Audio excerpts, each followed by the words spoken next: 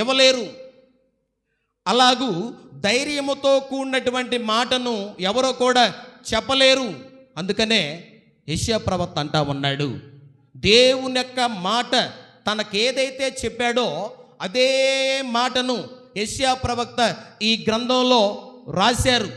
ఏమంటున్నాడంటే, బూదిగంతముల నివాసులారా, అంటే ఈ భూమి మీద నివాసం ఉంటున్నటువంటి ప్రజలారా, ఈ భూమి మీద నివాసం ఉంటున్నటువంటి సమస్తమైన జనములారా, సమస్త దేశములారా, సమస్తమైనటువంటి ప్రజలారా, నా వైపు చూడండి.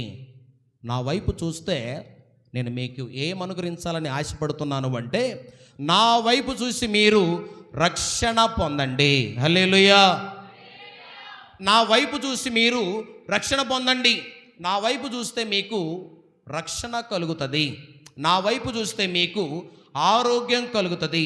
నా వైపు చూస్తే మీకు సహాయము కలుగుతుంది. నా వైపు చూస్తే మీకు ఆశీర్వాదం కలుగుతుంది. నా వైపు చూస్తే మీకు నెమ్మది, శాంతి, సమాధానం, కృపాక్షేమములు ఎన్నో నేను అనుగ్రహించుటకు శక్తి కలిగినటువంటి దేవుడను, సామర్థ్యము కలిగినటువంటి దేవుడనని యెహోవా దేవుడు చాలా స్పష్టముగా, ఖండితముగా తెలియజేస్తూ ఉన్నాడు. హల్లెలూయా. సరే, దేవుని వైపు చూడటం ద్వారా రక్షణ కలుగుతుంది. దేవుని వైపు ఎవరైతే చూస్తారో వాళ్ళు రక్షింపబడతారు. దేవుని మీద ఎవరైతే ఆధారపడతారో వారు రక్షింపబడతారు. దేవుని మీద ఎవరైతే కనిపెట్టుకొని ఉంటారో, దేవుని మీద ఎవరైతే ఆశ పెట్టుకుంటారో వారందరూ కూడా రక్షింపబడతారు. దేవుడిచ్చే రక్షణ బైబిల్ గ్రంథము ఆధారంగా మనం గమనిస్తే ప్రాముఖ్యముగా రక్షణ 3 రకాలు. 2 చేతుల పైకెత్తి ఒకసారి స్తోత్రం చెప్పండి. ఒకసారి హల్లెలూయా. దేవుని వైపు చూడటం ద్వారా ఒక వ్యక్తి ఎన్ని విధాలైన రక్షణలు పొందుకుంటాడు, ఎన్ని విధాలుగా రక్షింపబడతాడు అని మనం ఆలోచన చేస్తే రక్షణ 3 రకాలు. ప్రియమైన దేవుని బిడ్డలారా, మొదటిది నేను మీకు చూపిస్తాను. ఎక్కడంటే మత్తయి సువార్త 14వ అధ్యాయం. దేవుడు మనుషులకు, ఈ భూమి మీద ఉన్నటువంటి ప్రజలందరికీ అనుగ్రహించే రక్షణలో మొదటిది మత్తయి సువార్త 14వ అధ్యాయము 28, 29, 30, 31 వచనాలు చదువుకుందాం. మొదటిగా 28వ వచనాన్ని చదువుదాం. పేతురు, ప్రభువా నీవే అయితే నేల మీద నడచి నీ యొద్దకు వచ్చుటకు నాకు సెలవిమ్మని ఆయనతో అనెను.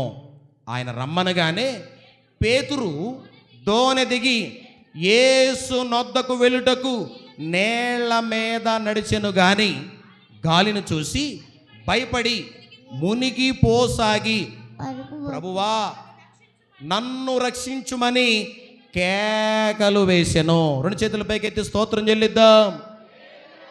పేతురు ఏమని కేకలేశాడు? ప్రభువా నన్ను రక్షించుము అని కేకలేశాడు. ఇది ఏ రకమైన రక్షణ అంటే ప్రతికూల పరిస్థితుల్లో నుండి విడిపించబడే రక్షణ. అందరూ చప్పట్లు కొడుతూ దేవుని యొక్క నామాన్ని కనపరుచుకుందాం. హల్లెలూయా. యేసుక్రీస్తు వారు సముద్రం మీద నడుచుకుంటూ వస్తూ ఉన్నాడు. పేతురు ఆ సంఘటనని, ఆ సందర్భాన్ని చూసి యేసు నీవే అయితే, వాళ్ళందరూ అనుకున్నారు ఏ దెయ్యమో ఏ భూతమో సముద్రం మీద నడుచుకుంటూ వస్తూ ఉంది అని అందరూ అనుకుంటా ఉంటే యేసుక్రీస్తు వారు అన్నారు, భయపడకము,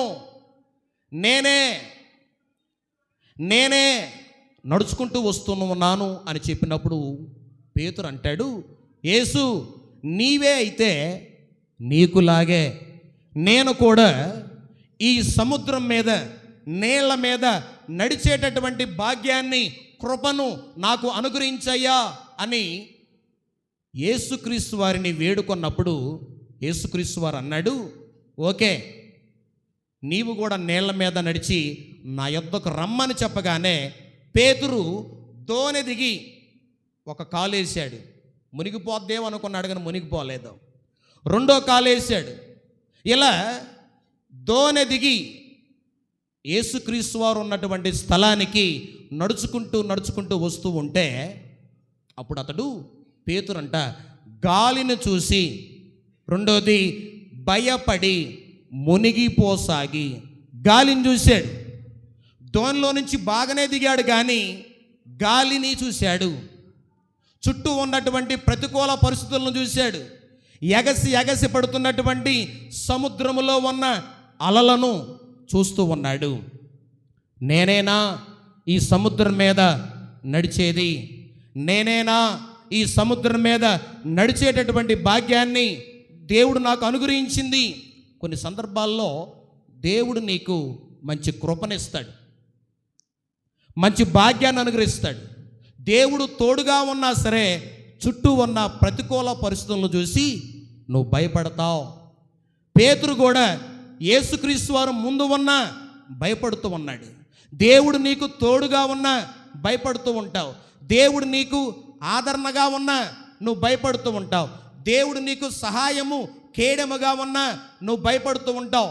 పేతురు చుట్టూ ఉన్నటువంటి గాలిని చూసి భయపడి మునిగిపోతూ ఉన్నాడు. అప్పుడు అంటాడు, యేసు యేసు నన్ను రక్షించయ్యా, ప్రభువా నన్ను రక్షించయ్యా అని కేకలు వేశాడు. అప్పుడు వెంటనే యేసు చెయ్యి చాపి అతన్ని పట్టుకొని, అల్పవిశ్వాసి ఎందుకు సందేహపడితవని అతనితో చెప్పాను. హల్లెలూయా. బూదిగంత నివాసులారా, నా వైపు చూసి మీరు రక్షణ పొందండి. ఇప్పుడు పేతురు ఎవరి వైపు చూశాడు? యేసు వైపు చూశాడు. నీళ్ళ మీద నడవటం ప్రారంభం చేశాడు. గాలి వైపు చూశాడు, మునిగిపోయాడు. నేనంటాను ఈ మధ్యాహ్న కాల సమయంలో మీరందరూ కూడా దేవుని వైపు చూస్తే ఈ లోకమనే సముద్రములో కూడా మీ నడక సజావుగా సాగి దేవుని యొద్ద ఉన్నటువంటి స్థానానికి నువ్వు చేరతావు.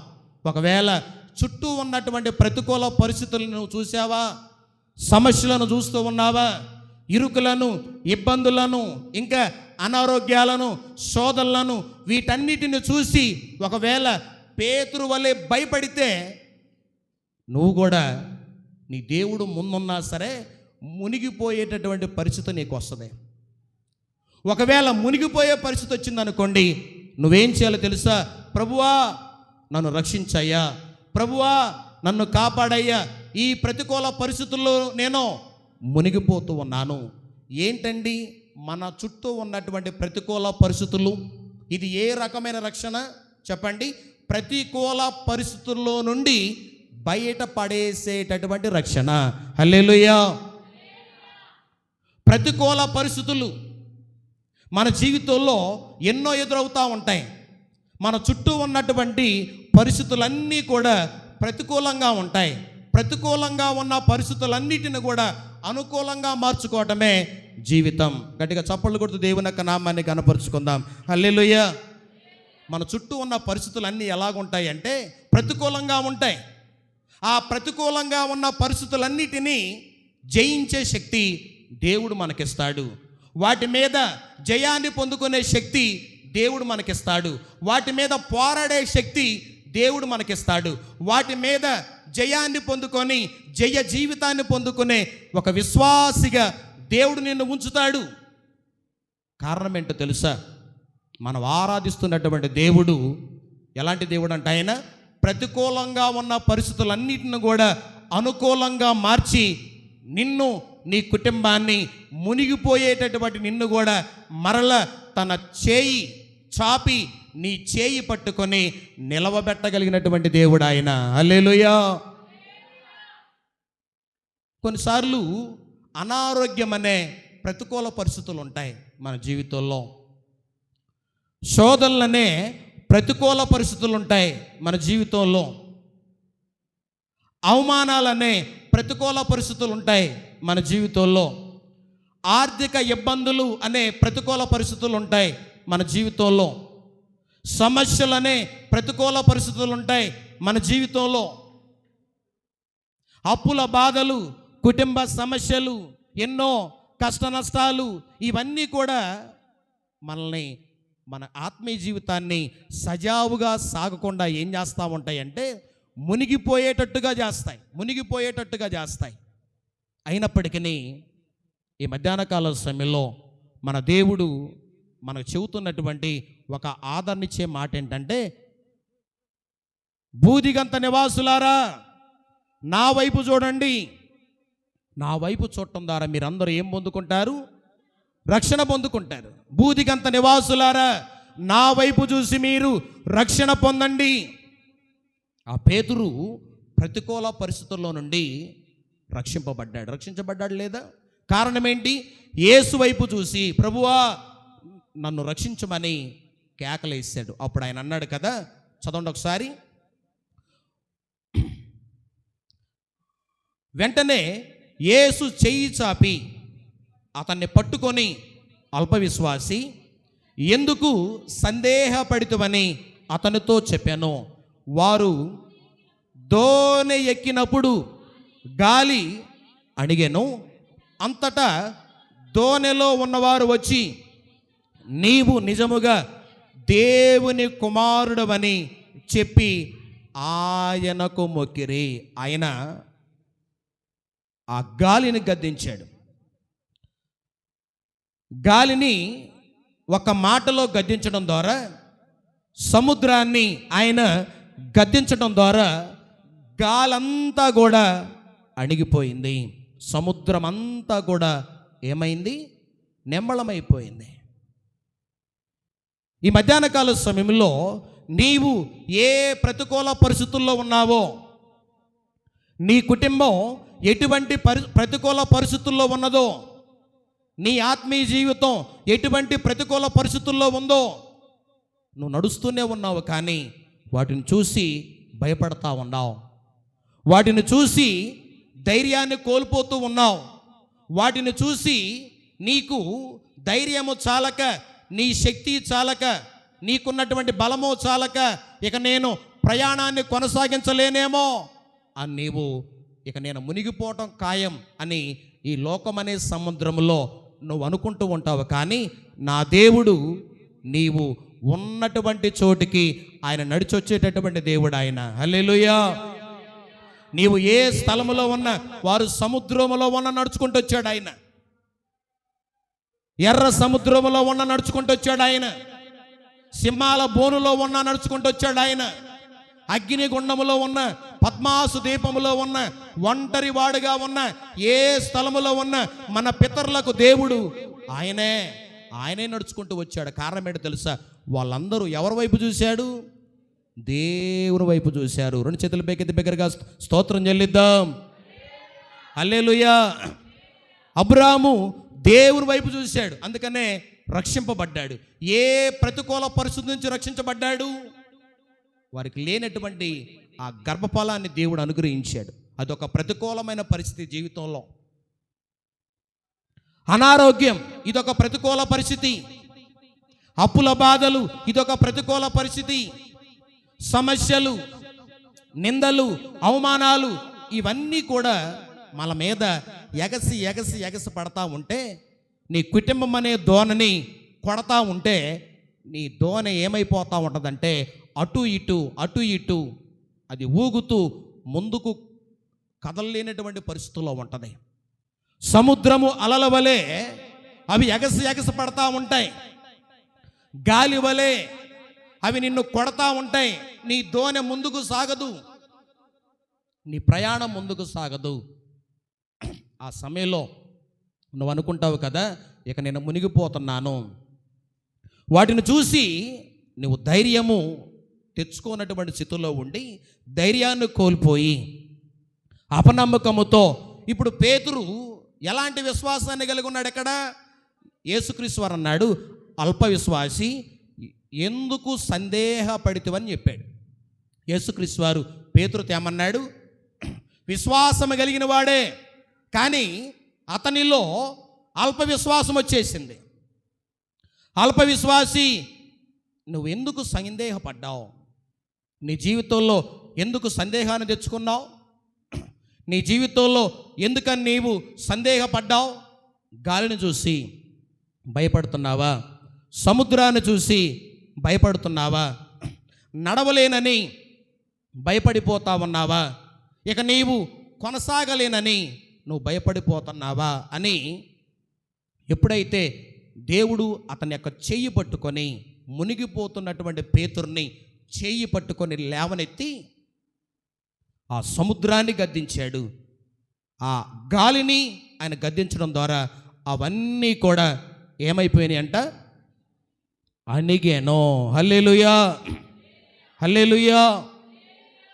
జ్యోతిర్మయుడా నా ప్రాణప్రియుడా, స్తుతి మహిమలు నీకే.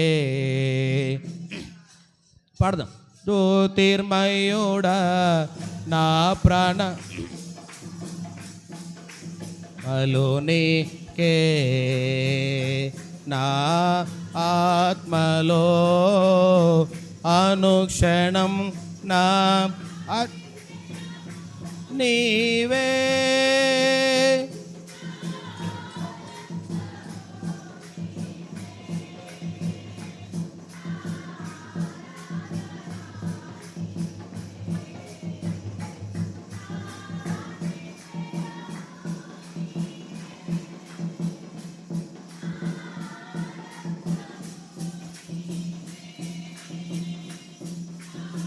ఆరాధనా నీవే, జ్యోతిర్మయుడా నా ప్రాణప్రియుడా, స్తుతి మహిమలు నీకే.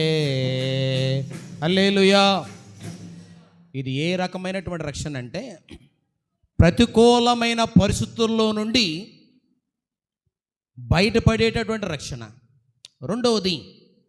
రెండవది ప్రేమైన దేని బిడ్డలారా, దేవుడు మనుషులకిచ్చే 3 రకాల రక్షణలో మొదటిది ప్రతికూల పరిస్థితుల్లో నుండి బయటపడే రక్షణ. రెండవది మత్తయి సువార్తలోనే 1వ అధ్యాయము 21వ వచనాన్ని చదవండి. ఆమె ఒక కుమారుని కనును, తన ప్రజలను వారి పాపముల నుండి ఆయనే రక్షించును గనుక ఆయనకు యేసు అను పేరు పెట్టుదవనెను. హల్లెలూయా. రెండోది పాపముల నుండి రక్షణ, the second kind of the salvation. మొదటి రక్షణ ఏమో ప్రతికూల పరిస్థితుల్లో నుండి రక్షణ. రెండవ రకమైన రక్షణ ఏంటో తెలుసా? దేవుడు ఈ భూమి మీద ఉన్నటువంటి ప్రజలందరికీ అనుగ్రహించే రెండవ రకమైన రక్షణ ఏంటో తెలుసా? పాపముల నుండి రక్షణ. మత్తయి భక్తుడు రాస్తూ అన్నాడు కదా, ఆమె ఒక కుమారుని కనును. ఎవరు? మరియా. ఒక కుమారుని కనును, తన ప్రజలను వారి పాపముల నుండి, తన ప్రజలను అనగా దేవుని ప్రజలమైన మనందరము మన పాపముల నుండి ఆయనే రక్షించును. ఇది రెండవ రకమైనటువంటి రక్షణ. ఇది ఏ రక్షణ చెప్పండి? పాపముల నుండి రక్షణ. అందరూ గట్టిగా చప్పట్లు కొడుతూ దేవుని యొక్క నామాన్ని కనపడుతున్న ఒకసారి. రెండవ రకమైన రక్షణ ఏంటంటే పాపముల నుండి రక్షణ. యేసుక్రీస్తు వారు ఈ లోకానికి వచ్చినటువంటి ఉద్దేశం ఏంటో తెలుసా? ఆయన పాపులను రక్షించటానికి ఈ లోకానికి వచ్చాడు. మానవుడు ఏదో ఒక సమయంలో, ఏదో ఒక సందర్భంలో మాట ద్వారానో, చూపు ద్వారానో, తలంపుల ద్వారానో, ఆలోచనల ద్వారానో, ఎక్కడో ఏదో ఒక చోట, ఏదో ఒక సందర్భంలో దేవుని యొక్క ఆజ్ఞను అతిక్రమించి పాపములో పడిపోయినటువంటి మనుషులుగా ఉన్నారు.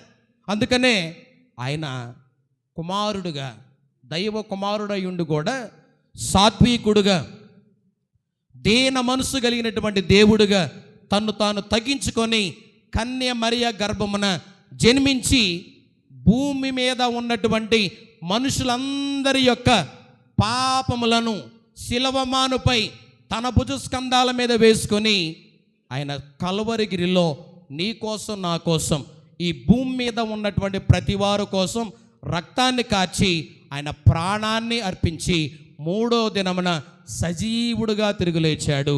రెండు చేతుల పైకి బిగ్గరగా స్తోత్రం చెల్లిద్దాం. హల్లెలూయా. సిలువ రెండు విషయాలకు గుర్తుగా ఉంటుంది. ఒకటి శ్రమ, రెండవది త్యాగం. యేసుక్రీస్తు వారు అన్నాడు ఒక మాట, ఎవడైనాను నన్ను వెంబడింపగోరిన ఎడల, ఏమన్నాడు? నా సిలువను ఎత్తుకొని అని చెప్పలేదు ఆయన, తన సిలువను ఎత్తుకొని. అమ్మ ఏమన్నాడు చెప్పండి యేసుక్రీస్తు వారు? ఎవడైనాను నన్ను వెంబడింపగోరిన ఎడల తన సిలువను ఎత్తుకొని. ఆయన ఎత్తుకున్న సిలువ మోయటం ఎవరికి కూడా సాధ్యం కాదు. ఎందుకోసం అంటే ఈ భూమి మీద ఉన్నటువంటి మనుషులందరి యొక్క పాపములు ఆయన మోసిన సిలువ మీద ఉన్నాయి. ఆ భారాన్ని ఆయనే మోయగలుగుతాడు. కానీ ఆయన అన్నాడు, తన సిలువను ఎత్తుకొని, నీ సిలువను నీవెత్తుకోవాలి, నా సిలువను నేను ఎత్తుకోవాలి. అంటే అర్థం ఏంటి? సిలువ రెండు విషయాలు గుర్తుగా ఉంది. ఒకటి శ్రమ, రెండవది త్యాగం. అంటే నీవు శ్రమలు అనుభవించాలి, దేవుని కొరకు త్యాగపూరితమైన జీవితాన్ని కలిగినటువంటి వ్యక్తిగా ఉండి ఆ సిలువ, శ్రమనే సిలువ, త్యాగమనే సిలువను ఎత్తుకొని ఆయన వెంబడించాలి. గట్టిగా చప్పట్లు కొట్టండి ఒకసారి. హల్లెలూయా, హల్లెలూయా. ఆయన మోసిన సిలువను మోయటం ఎవరికి కూడా సాధ్యం కాదు. కానీ ఎవరు సిలువను వాళ్ళు ఎత్తుకొని మోయాలి. ఆ సిలువ శ్రమకు గుర్తు, ఆ సిలువ త్యాగానికి గుర్తు. అంటే ఆయన సిలువను నువ్వు మోయిన అవసరం లేదులే, కానీ నీ సిలువను నువ్వు ఎత్తుకోవడం అర్థం ఏంటో తెలుసా? త్యాగపూరితమైనటువంటి జీవితాన్ని కలిగి ఉండాలి, శ్రమలు అనుభవించేటటువంటి వ్యక్తిగా నువ్వు ఉండాలి దేవుని కోసం. ఈ మధ్యాహ్న కాల సమయంలో దేవుడు యెషయా ప్రవక్త చేత మాట్లాడాడు. ఏమన్నాడు ఆయన? బూదిగంత నివాసులారా, చెప్పాలి, బూదిగంత నివాసులారా, నా వైపు చూసి మీరు రక్షణ పొందండి అని అన్నాడు. దేవుడు మనుషులకిచ్చే మొదటి రక్షణ ఏంటంటే అది ప్రతికూల పరిస్థితుల్లో నుండి రక్షణ. రెండవది పాపముల నుండి రక్షణ. ఎంతోమంది బైబిల్ గ్రంథంలో దేవుని వైపు చూసి పాపముల నుండి రక్షణ పొందినటువంటి వాళ్ళు అనేక మంది బైబిల్ గ్రంథంలో ఉన్నారు. ఎగ్జాంపుల్గా మనకి కనిపిస్తారు ప్రేమేందని బిడ్డలారా, అవునా కదండి? ఆ పాపము చేత పట్టబడిన స్త్రీ దేవుని వైపు చూసింది, తన పాపముల నుండి రక్షణ పొందింది, అవునా కదండి? ఆ పక్షవాయు రోగంతో బాధపడే ఆ వ్యక్తిని యేసు ఉన్నటువంటి చోటికి ఆ పైకప్పు తీసి కిందకు దింపారు. యేసుక్రీస్తు వారు అతను అన్నాడు కదా, సహోదరుడా నీ పాపములు క్షమించబడి ఉన్నవి అని చెప్పాడు.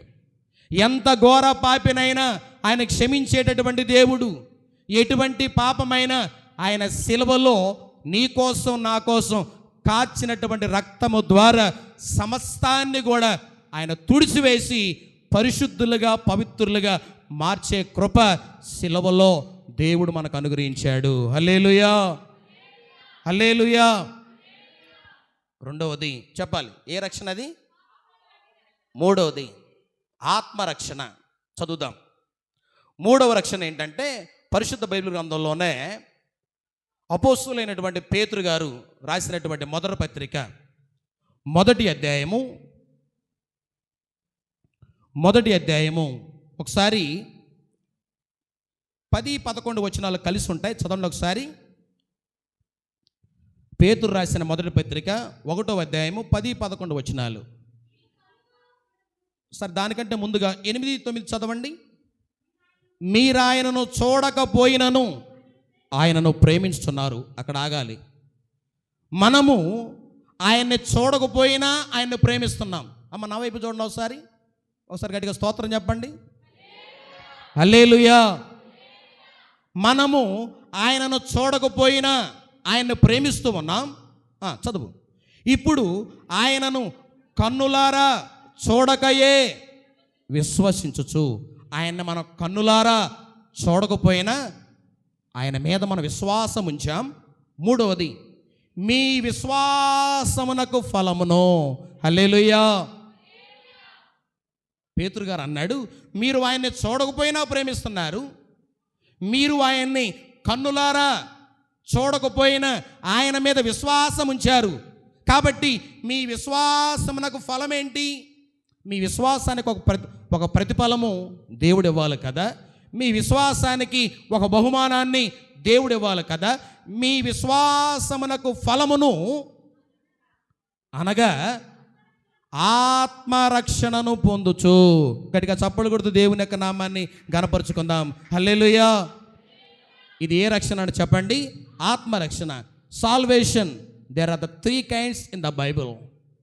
బైబిల్ గ్రంథంలో రక్షణ గురించి అక్కడక్కడ అనేక సందర్భాల్లో రాయబడి ఉన్నప్పటికీ క్షుణ్ణంగా రక్షణని మనము 3 భాగాలుగా మనం విభాగించుకోవచ్చు. మొదటిది ప్రతికూల పరిస్థితుల్లో నుండి రక్షణ. రెండవది పాపముల నుండి రక్షణ. మూడోది ఏంటి చెప్పండి? ఆత్మరక్షణ. ఆత్మరక్షణ ఎప్పుడు కలిగిద్దంట మనకి? ఒకసారి మీకు 5వ వచనంలో ప్రారంభంలో కడవరి కాలమందు బయలుపరచబడుటకు సిద్ధముగానున్న రక్షణ మీకు కలుగునట్లు. ఇది అమ్మ ఆత్మరక్షణ ఇప్పుడు కలిగేది కాదు. ఇప్పుడు నేను మీకు 3 రక్షణలు చెప్పానే. ఒకటి పాపముల నుండి రక్షణ. ఇది ఇంగ్లీష్లో లేకపోతే తెలుగులో 3 కాలాలు ఉంటాయి. ఏంటవి చెప్పాలి? భూతకాలమని, వర్తమాన కాలమని, భవిష్యత్తు కాలం. ఇంగ్లీష్లో దీన్ని ఎలాగ పలుకుతారంటే పాస్ట్ టెన్స్ అంటారు, ప్రజెంట్ టెన్స్ అంటారు, ఫ్యూచర్ టెన్స్ అంటారు. మనందరము కూడా పాపముల నుండి రక్షించబడ్డామా లేదా? ఇది పాస్ట్ టెన్స్కి అనగా భూతకాలానికి, జరిగిపోయినటువంటి కాలానికి సంబంధించింది. రెండవ రకమైన రక్షణ ప్రస్తుత పరిస్థితుల్లో నుండి రక్షించబడ్డాం. 2 చేతుల పైకి బిగ్గరగా స్తోత్రం చెల్లిద్దాం. హల్లెలూయా. అంటే మన జీవితంలో బ్రతికినంత కాలం చుట్టూ ఉన్నటువంటి పరిస్థితులన్నిటిని కూడా దేవుడు అనుకూలంగా మార్చాలి. అంటే ప్రతికూలంగా ఉన్న పరిస్థితులన్నిటి నుంచి కూడా మనం ఏమవుతా ఉన్నాం? రక్షించబడతా ఉన్నాం. అనారోగ్యముల నుండి రక్షింపబడతా ఉన్నాం. ప్రమాదాల్లో నుంచి రక్షింపబడతా ఉన్నాం. శోధనలో నుంచి రక్షింపబడతా ఉన్నాం. ఇంకా అప్పుల బాధల్లో నుంచి, శ్రమల్లో నుంచి, ఇరుకుల్లో నుంచి, ఇబ్బందుల్లో నుంచి, ఆర్థిక ఇబ్బందుల్లో నుంచి, కుటుంబ సమస్యల్లో నుంచి మనందరం కూడా ఏమవుతా ఉన్నామంటే రక్షింపబడుతూ ఉన్నాం. ఇదేమిటంటే వర్తమాన కాలానికి సంబంధించినటువంటి రక్షణ. ఇప్పుడు మనం చదువుకున్నామే. ఈ రక్షణ ఏ రకమైన రక్షణ? ఇది ఆత్మరక్షణ. ఈ ఆత్మరక్షణ ఎప్పుడు ఇస్తాడంటే దేవుడు కడవరి కాలమందు. హల్లెలూయా. అంటే ఇది ఫ్యూచర్ టెన్స్, భవిష్యత్తులో జరగబోతుంది. ఇది అంటే రక్షణ అనేది 3 కాలాలకి సంబంధించింది రక్షణ. అవునా కదండి? జరిగిపోయిన కాలానికి సంబంధించింది, జరుగుతున్నటువంటి కాలానికి సంబంధించింది, మూడవది జరగబోయే కాలం. అందుకనే పేతురు గారు అన్నాడు, మీకందరికి కూడా అంట కడవరి కాలమందు బయలుపరచుటకు. దేవుడంట ఆయన వచ్చినటువంటి ఆ రోజుల్లో, ఆయన రాబోయేటటువంటి రోజుల్లో, కడవరి కాలంలో మనందరికీ ఆయన బయలుపరచడానికి ఒక రక్షణని సిద్ధం చేశాడు. అది ఏ రక్షణ? అది ఆత్మరక్షణ. అంటే ఈ ఆత్మ అగ్నిగుండంలో పడిపోకుండా, అగ్నిగుండంలో చేర్చబడి యుగయుగాలు కాలిపోకుండా కాపాడబడేటటువంటి రక్షణ. హల్లెలూయా. ఈ మధ్యాహ్న కాల సమయంలో మనందరం కూడా అంట ఈ 3 రకాల రక్షణల్ని మనం పొందుకోవాలి. మొదటిది పాపముల నుంచి రక్షించబడ్డాం. రెండవది ప్రతికూల పరిస్థితుల్లో నుంచి కూడా రక్షింపబడుతూ ఉన్నాం. ఇది కంటిన్యూస్ టెన్స్, జరుగుతూ ఉంది. నిన్న రక్షించబడ్డావు, ఈరోజు రక్షించబడుతున్నావు. కానీ ఆత్మరక్షణ, the salvation of the soul, ఆత్మరక్షణ ఇప్పుడు జరిగేది కాదు. యేసుక్రీస్తు వారు ఈ భూమి మీదకి వచ్చిన తర్వాత పరిశుద్ధులందరూ కూడా ఎత్తబడతారు.